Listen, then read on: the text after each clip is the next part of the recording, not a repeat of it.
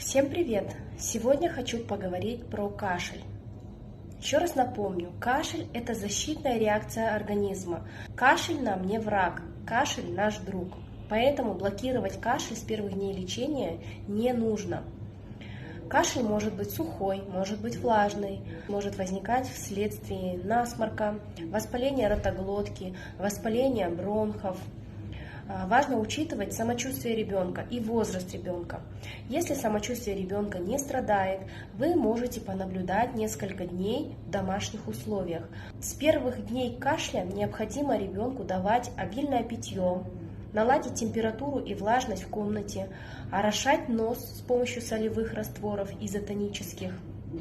При сухом и влажном кашле можно использовать бронхипред. Разрешен к применению детям с 2 лет.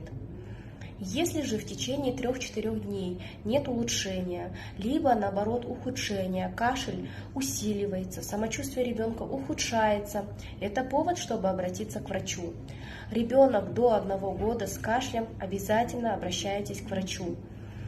Если кашель учащается, приобретает приступообразный характер, это тоже повод, чтобы обратиться к врачу.